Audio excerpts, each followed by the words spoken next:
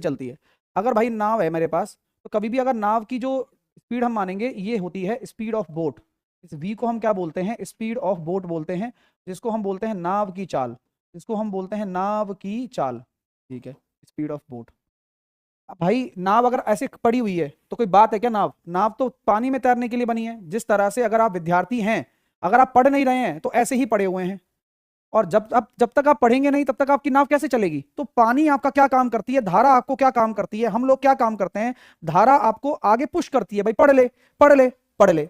अब धारा अगर पढ़ाई हो तब तो आप आगे पुश हो जाते हो, तब तो आपकी स्पीड बढ़ जाती है। धारा अगर कोई चक्कर हो लड़की वड़की का तो आप पीछे खिसक जाते हो।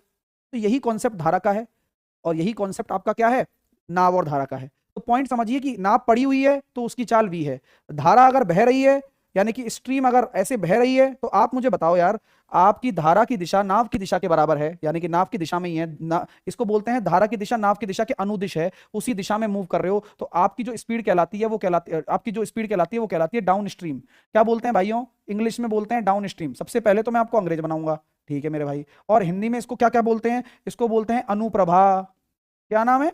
अनुप्रभा, धारा के अनुदेश। ठीक है, धारा की दिशा में, ये सारे नाम उसके हो जाते हैं। तो आपकी जो स्पीड हो जाएगी वो v प्लस का u हो जाएगी, यानी कि जब नाव जब धारा को धारा जब नाव को सपोर्ट करती है तो स्पीड आपकी बढ़ जाती है। ठीक है, अब यही नाव यहां पड़ी हुई है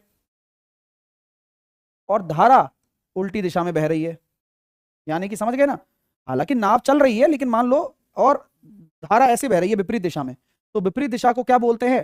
अप, क्या बोलते हैं? अप स्ट्रीम बोलते हैं। अब नाम से ही आपको समझ में आ रहा होगा अप स्ट्रीम, यानी कि उसको चढ़ाई करनी पड़ रही है, ऊर्ध्वाधर ऊर्ध्वाधर चाल होती है ये, इसको v माइनस यू बोलते हैं। यानी कि यहां पर जो नाव की चाल है उसको कम ही मिल जाती है, क्योंकि जो धारा है ना उसका विरोध कर रही होती है। तो धारा की विपरीत दिशा में चाल,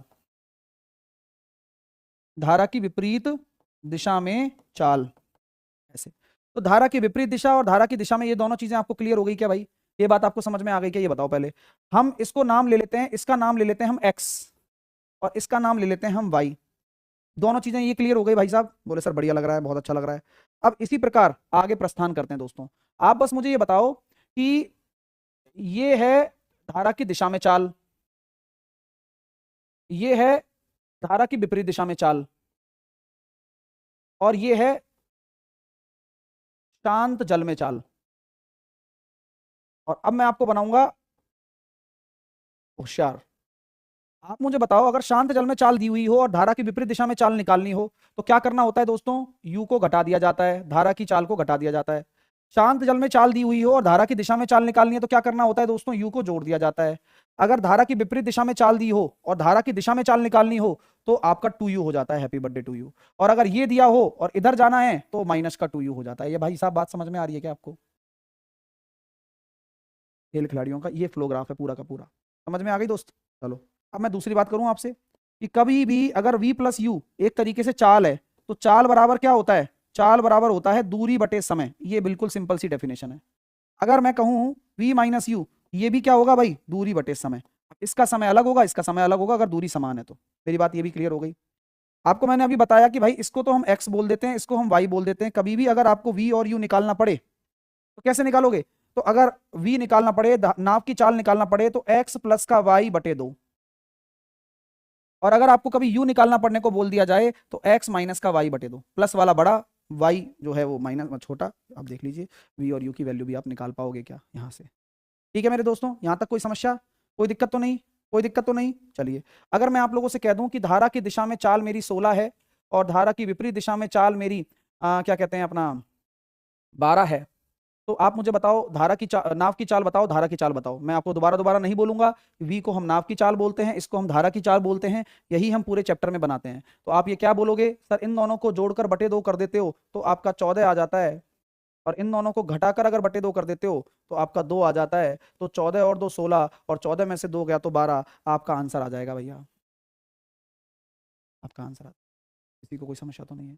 इसी प्रकार कभी आपसे यह बोल दिया जाए कि v प्लस यू और v माइनस यू का अनुपात दे दिया जाए, क्योंकि दूरी बराबर है, तो आपसे बोल दिया जाएगा कि यार अनुपात आ रहा है 3 बटे 2 मान लो। तो डायरेक्टली अगर v और u का अनुपात निकालना हो तो क्या निकाल दोगे भाई? Componendo dividendo. क्या करना है, 3 और 2 को जोड़ दो और 3 में से 2 घटा दो, डायरेक्ट। जैसे कभी बोल दिया जाए कि ऐसे ऐसे चलने पर, विपरीत दिशा में चलने पर समय 5 गुना लग जाता है, तो आपका v और u का अनुपात बताओ डायरेक्ट, तो आप क्या बोलोगे, कॉम्पोनेंडो एंड डिविडेंडो, 6 और 4 यानी कि 3/2। ये डायरेक्ट आप अनुपात की बात कर सकते हो, यहां पर क्या कर सकते हो, डायरेक्ट आप अनुपात की बात कर सकते हो, किसी को कोई भी समस्या यहां तक नहीं होनी चाहिए। ठीक है मेरे भाई, चलिए अब सवालों पर आते हैं और नाव चलाते हैं। आपके सामने पहला सवाल रख रहा हूं, करके दिखाइए।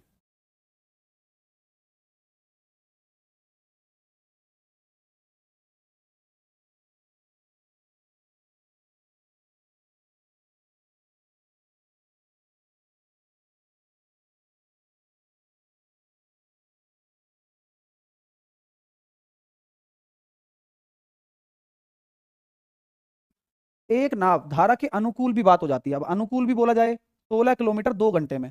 अब जब अनुकूल की बात आ रही है तो अनुकूल को भी v प्लस यू बोला जाता है। तो 16 किलोमीटर 2 घंटे में यानी कि 16/2 करूंगा तो 8 आ गया।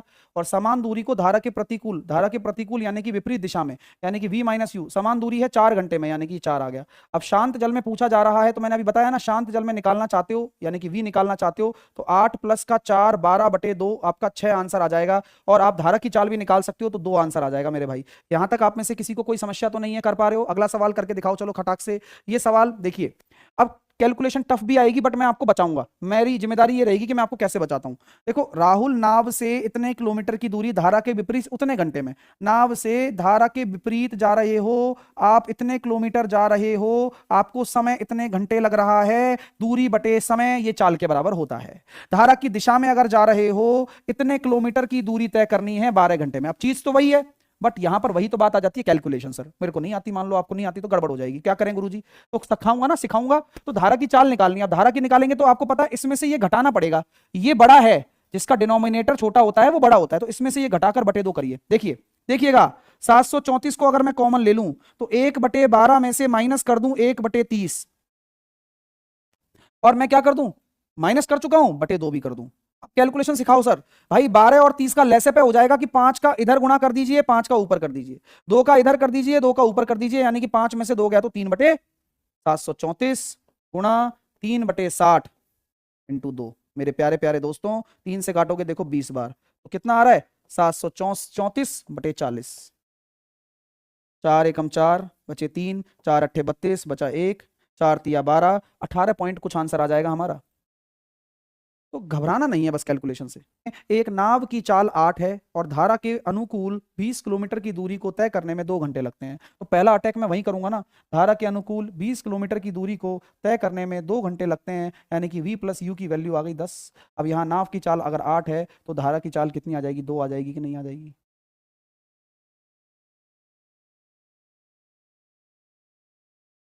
चलिए अगला सवाल करिए।